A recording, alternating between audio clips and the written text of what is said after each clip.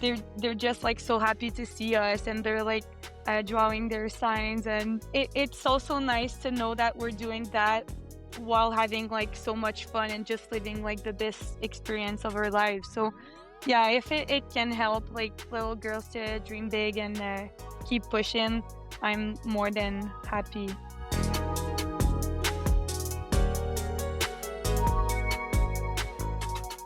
Hello and welcome back to Rinkside Rundown, the podcast that brings you inside the world of women's hockey, one story at a time. I'm your host, Kristen Clare, and today I'm excited to be joined by Béatrice Bilodeau, captain of the University of Ottawa GGs. Béatrice, welcome to the show. How you doing? Hi, I'm good. Thanks for having me. Thank you for joining me. This is fantastic. I'm thrilled to be able to have the opportunity to highlight your story, and it feels like a natural starting point for this conversation would be the beginning of your story. So let's go back to that and maybe just talk about how you first were introduced to the game of hockey and what made you fall in love with the sport. Yeah, so my big brother and my father were both like hockey players, and I was just looking at them and wanted to join as well. So I started playing hockey. I think I was like 4, and going through like boys hockey till I was 12, getting to play with the girls after, and still playing today. So I guess I kind of love the game. Yes, absolutely. Yeah, it seems to have worked out well for you so far. So, do you remember like what some of those early memories you have of the game of hockey being out on the ice? Maybe it was just like an outdoor rink and a cold winter's day or something like that. Do you remember some of those early memories for you? Yeah, well, my father used to do like an outdoor rink for us just beside like our house, so we can like practice our shooting and everything. So that's like kind of where I found like that, okay, like that's the game I want to play, and like that's my sport. And just like being able to play on the same team as my brother growing up, and being coached by my father, and playing like all my best friends are like people from my like hockey team. So yeah, those are like all the tournaments, like away weekends, and yeah, I feel like those are the best memories. And yeah. Yeah, of course. Yeah, it's often it's about, the friendships you've made along the way and you're around them all the time, right? So, it's always good to have good friends on the team too. Um, you grew up in Quebec, and Quebec is well known for being a hockey hotbed. A lot of great players have come out of Quebec, but maybe for you, you kind of touched on it, initially having to play on boys' teams until later on when you had the chance to play on girls' teams. But what was the environment like for you growing up in Quebec when it comes to the game of hockey? Yeah, as you were saying, like um it's pretty easy, I feel like, in Quebec, because Mhm. like everybody wants to play hockey, or even like if they're not playing like on a team, they like know about like pretty much everything. So it's kind of nice to be able to just like go to school and like um just playing with my friends from school, and just yeah, it's just it makes it very easy for sure. But yeah, like girls hockey was not very like accessible for me um growing up. So, and it wasn't an issue for that for me, because I love playing with the boys. Like as I was saying, I was going to school with them, and it was just like I was part of the gang. So like Hmm. that Hmm. was cool for me. But like to see like it's even like easier for the little girls, like joining girls team right from the start, and just being able to create those connection right away. Yeah, it was easy, but I feel like it's easier, so that's good for them. Yeah, absolutely. Do you, I have to ask, because Quebec is so well known for not just hockey players, but like some really good hockey players. Did you ever feel pressure with that? With the fact that like there are all of these great talented hockey players coming out of Quebec. You are now one of those talented hockey players coming out of Quebec. Did you ever feel pressure that like you had to play hockey, but you also had to be really good at it because everyone else coming from Quebec was very good at it? Not really, no. Like, I feel like it's so amazing that like we have those role models and just those like idols we can look at coming from Quebec, but I never felt like I had that pressure and like just when I got to choose the sport I wanted to play, like my parents never like pressured me to play hockey. Like they just wanted me to find something I love and they just wanted me to move. So yeah, like, I chose to play hockey and I loved it, so, like, it was the perfect match for me, but I never felt, like, pressure or anything. I just played the game because I loved it, and I just kept having fun every year, so, yeah. When we look at your junior career, 3 seasons with Cégep Limoilou, Titans, what do you remember most about, like, that stage or that team and that program? What do you remember most about that time and when it comes to your development, when it comes to your growth both on and off the ice? I feel like playing for Limoilou was, like, a huge turning point in my hockey career. Um, I was playing hockey, like, with my, like, local, like, teams, but I never played in, like, a integrated program, like, with Mhm, the school or anything, so Cégep was the first time I was doing that, so being on the ice, like, 4 to 6 times a week made a huge difference in my development for sure. Being surrounded by such, like, good coaches and good players too, like, playing with like, some of the best players mm. in the province was, like, made a huge difference on my development as well, and yeah, just being able to, like I met awesome people there too, like, most of my best friends, are from Limoilou, and I had the opportunity later on to play with them, for the GGs too, so that was Mhm. pretty cool, but yeah, it was so nice to be in, like, high class environment, and everything was, like, put together for us to just keep developing and keep, like, having fun, so yeah, it was a huge, some great years in my, hockey career, and we had to deal with COVID too, so it was kinda weird because, like, starting from my first year, like, we never finished the season, we never get, like, through the playoffs or anything, so that was a little, like, adjustment, I could say, but yeah, first and second season were pretty impacted by COVID, but yeah, seeing, like, everyone being so resilient and trying to find solutions for us to keep developing, it made a big difference, and working on, like, individual, techniques and, skills. I never had, like, the opportunity in my life to have, like, that much time to work on those kind of things, so it was still, a pretty good, developing time, I'd say. Mhm. Absolutely, yeah, and I mean, it clearly paid off because in your final season, you were awarded the RSEC Sportsmanship Award. What did that mean to you when you reflect on your journey from a youth up to winning that award? Yeah, well, it I was very, like, surprised at first because like, I didn't know what I was doing was making, like, such a big impact, but I've always like, growing up, my parents were always, like, teaching us to just be the best person we could be, and, like, I'm talking we because I have a, like, oldest brother, as I was saying, and a younger sister, and I think I just, like, always took that with me and just try to be, like, the best version of me I could be, and just making sure, like, every relation and every interaction, like, was the best it could be, so just being recognized for that by other teams, like, yeah, I felt very, like, it was an honor for me to receive that award, and yeah, it just, like, helped me to just stick with that and keep doing what I was doing. Yeah, of course.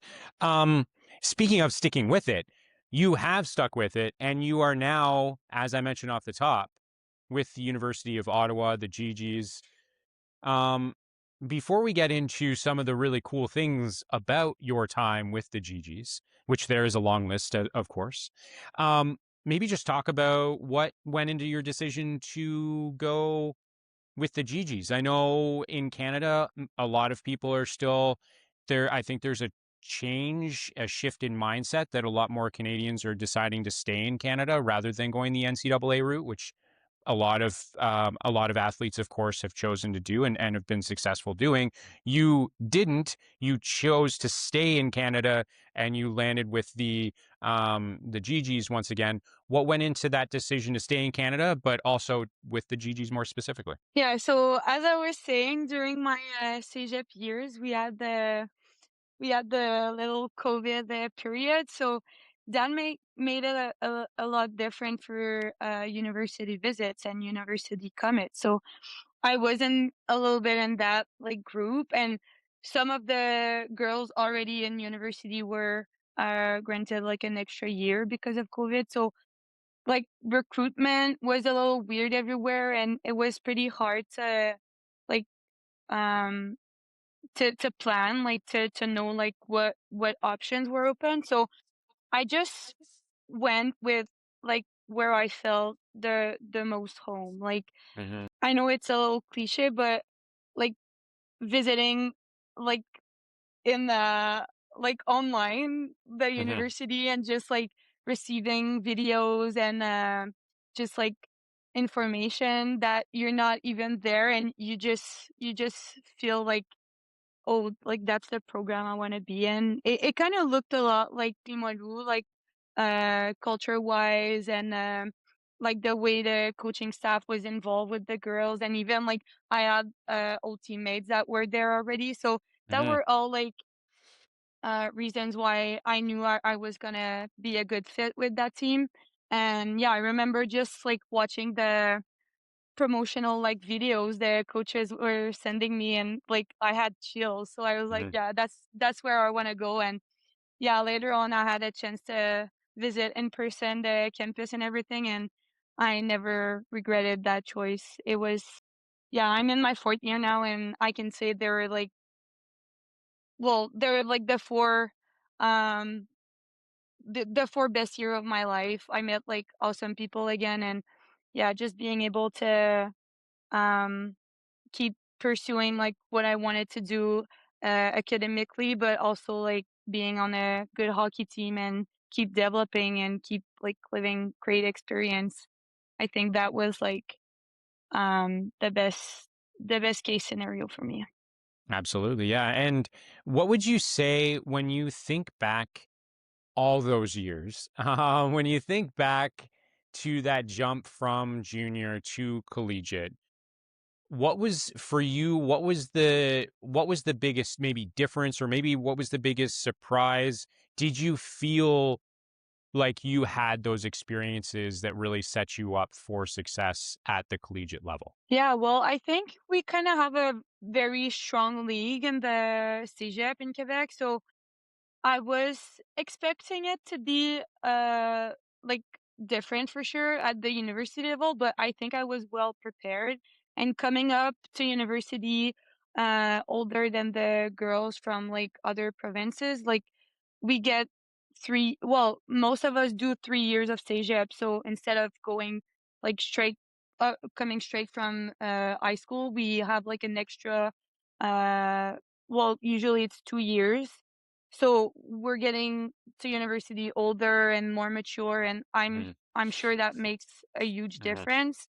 But even though like I think I was well prepared, it's still like another like level. And Mhm. I'll say like the physicality is probably one of the most like one of the biggest difference. Mhm. The game is like faster for sure, and they have a lot of skills, and being able to play university for like 5 years also makes a difference, because in between those 5 years the players keep developing and getting better. So Yeah, I feel like that were the biggest difference.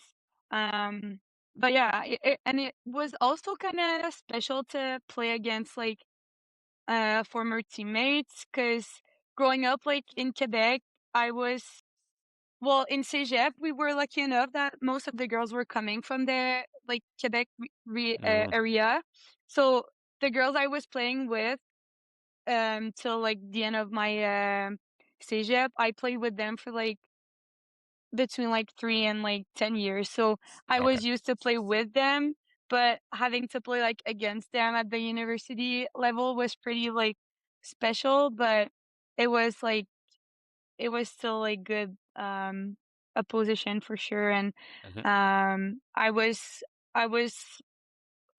well because we played 2 years in the RSCQ before moving to the OUA.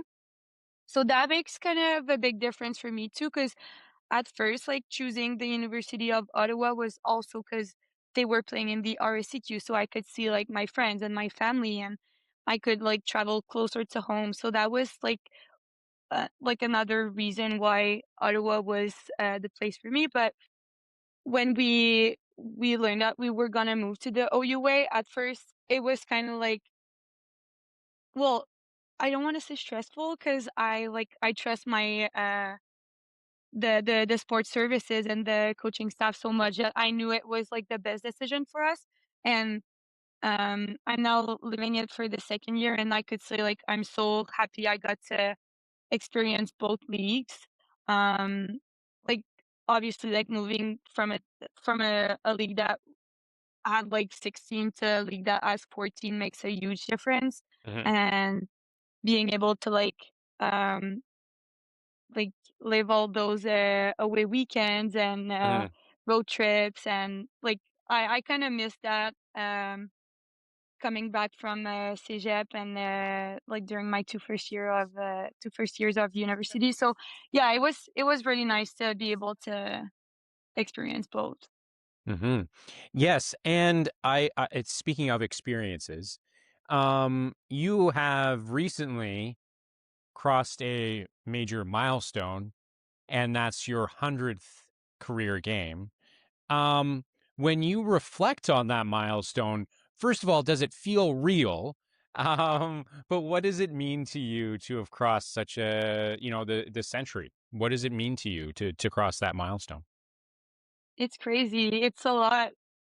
I could never yeah, time flies, for real, like, I just remember being first year, like, playing my first games, and now, like, I just blink and I'm 4th year, like, more than 100 game played. Yeah, it's crazy, and it was a really emotional game too, it was our senior night, so it was pretty special to live that with all my family and some friends, that did the trip to be there for that moment, so, yeah, I was really well surrounded, even, like, my teammates setting up, like, all the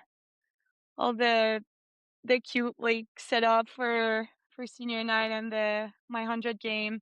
Yeah, I was very happy to like, be able to share that moment with the people I love most, and, yeah, it's crazy to think that all this time has flew by so fast. And yeah, I can say that I had fun every single game, so that's what I'm the most proud of. Mhm. So then let's think back to that growth that you've been on. Like, could you maybe talk about, of course, the player that you've become over your time with the GGs, but it's really about you growing as a person over that period of time. Um, Maybe reflect on it. How would you say you've changed since first entering into the collegiate life to right now? Yeah, that's a pretty hard question. Yeah, for sure, like, I've become a better hockey player, but yeah, for sure a better person.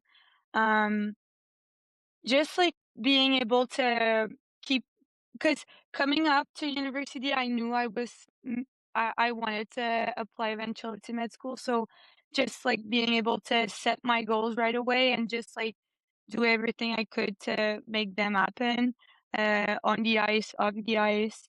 Um, like, time management was a big Hmm. part of it.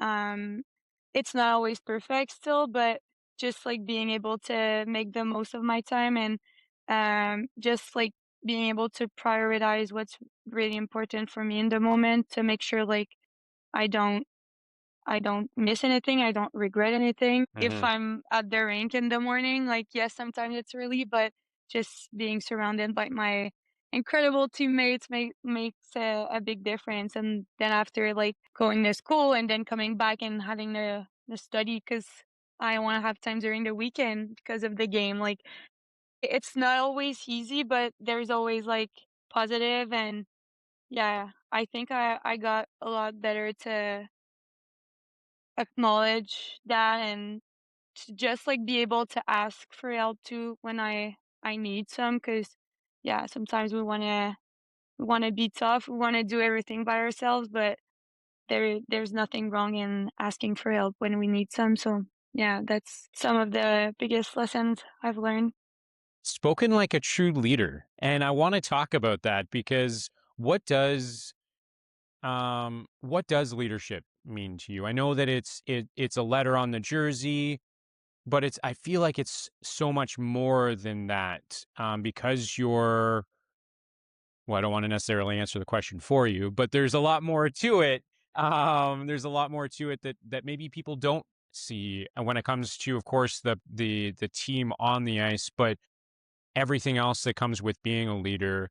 And so, how would you define what leadership is? And do you think that's changed as a result of your own experiences through your collegiate career? I think it changes, not every day, but it changed a lot, like, um, regarding of, like, the situations, but I feel like to me leadership is just like being present, just getting the best of every like opportunities and leading by example.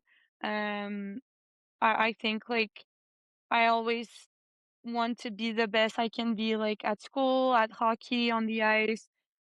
So yeah, just trying to work to get better and um to be like um mindful of like what other people are dealing with. I think that my teammates know that my door is always open, so they can always like come and chat of about like yes things that happen like um around the team, but also like things that happen in their personal lives if they want to. So yeah, I feel like that's the definition of leadership for me. Before we get to the final segment, the final buzzer segment of the show, I do want to ask because you're in Ottawa, of course.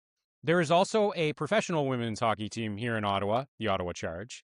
And so I wanted to to learn from your perspective, what does it mean to have that professional team in your city and one that does also host practices at your arena, right? Mhm. So what does that mean to you? Because it's not just something you can see on TV, which is long overdue, but it's something you can see tangibly right in front of you and you get to be around. What does that mean to you? It's very nice. It made a big difference too in the way, like, people see, women, like, professional sports, but yeah, having them, like, so close and so accessible to, like, every single player we met were very, like, generous and very, like, kind, and I feel like they make a huge impact in the community in general, like, they're very involved, and people do appreciate that, um and yeah, like every time we see their gear and their stuff Mhm. coming in our rink, like everyone's kind of excited and yeah, sometimes we can have like a sneak peek to what they're doing and it's nice to see like what it takes to get to that level and I'm pretty sure it can like inspire a lot of us. But yeah, it's so nice just to like even when we're skating on the canal and we just see people like wearing their jersey I feel like we've seen more Charged jerseys than, Sens jerseys, so that's pretty good. Yeah, let's go. That's what I like to hear. Absolutely, absolutely. Um, One last one for you again before we move on. When you think about maybe your own journey your own hockey journey, but that next generation as well, what do you think it means to that next generation to be inspired by you, by the GGs, by the Ravens? Sorry, I have to say it, but the other Ottawa team here as well. But as well as the Charge, when they can see, they say when you can see it, you can be it. Is that something that you believe in as well when you think about the impact that the growing women's hockey space in Ottawa may have on that next generation of kids? Yeah, I'm 100% sure. Growing up, I had the chance to like uh my hometown was like 15 minutes away from Marseille's hometown, so Mhm. I had a chance to meet her a couple times, and that made like a huge difference for sure on my motivation and on my dreams. We didn't have like a university team in Quebec, but it's coming next year, so I'm pretty excited for the young girls back in Quebec. But here in Ottawa, it makes I I don't want to say it makes a difference because I don't see it um it doesn't feel to us that like we're doing anything like crazy, but I'm sure it does. Like the girls that comes to our game and they're just like so happy to see us and they're like drawing their signs and just like it's so nice to see like what impact they we can have on them. And yeah, it's just it's also nice to know that we're doing that while having, like, so much fun and just living, like, the best experience of our lives. So, yeah, if it can help, like, little girls to dream big and, keep pushing, I'm more than happy. Wow, and she met MPP, Captain Clutch herself. That's incredible. Yeah. Okay, so I want to dive into that, but I've already kept you long enough. So we'll move right along to the final buzzer segment of the show. It's just a fun, rapid fire way to wrap up the conversation. What is your go-to pregame meal? I'll say it's spaghetti with my mom's sauce. There we go. Yeah, I was like Yeah. spaghetti, mom sauce. Got it. That's a key ingredient there. Um, what part of hockey still feels the most fun for you?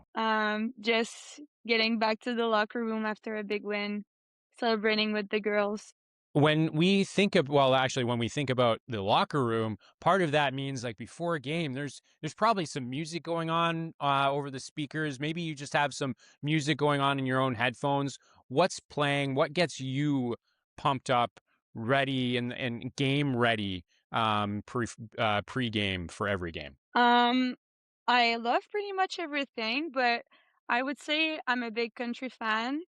And one of my old roommate had me to listen to some Bad Bunny, and I kind of like it. So Okay. Okay. New addition to the playlist. yeah, What's something that people may not know about you? I mean, you can if you want to lean on the MPP part thing or MPP thing again, I'm totally fine with that being your answer. But if there is another one, feel free to throw that in here. I don't think people know how much I love peanut butter. Okay. Yeah, On a scale of 1 to 10, how much do you love peanut butter? Is it like a solid 11? yeah, it's probably 12. Oh, wow, okay, okay, right off the charts, okay. Do you have it with every meal? Is it like the meal maybe that you're most looking forward to is getting whatever it is, but with peanut butter on it? Yeah, like if I wasn't like controlling myself, I could heat it Mm, like 3 times a day, but, I'm sticking to breakfast for now. Sometimes, like, my snack coming back from school, but yeah, mhm. trying to limit it a little. Okay. Yeah, secret safe with me. If your teammates could describe you in one word, what do you think that word would be? That's a good question. I think they would say I'm resilient. Good answer. When you think back, this is the last one for you. When you think back to being that young kid growing up in Quebec, what would you tell her about the journey ahead?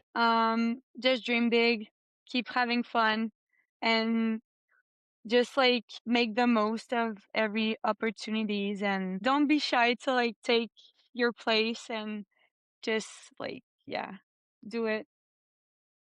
That's good. I love that. I love that. And that wraps up the final buzzer segment of the show and this episode of Rinkside Rundown. Beatrice, thank you so much. I have honestly, truthfully, so been looking forward to having this conversation with you. And I feel very honored to have had the opportunity to chat with you. I can't wait to continue rooting for you. You're now a friend of the show, which means that I will inevitably inundate the world with celebrations of every milestone that you achieve. So thank you so much for joining the show. Thanks to you. And if you enjoyed this episode, be sure to like, subscribe, leave a review, and share it with your fellow hockey fans. Your support helps me to continue bringing you stories just like this one from around the world of women's hockey. I'm Chris Sinclair. Thank you so much for tuning in, and I'll catch you next time on Rinkside Rundown.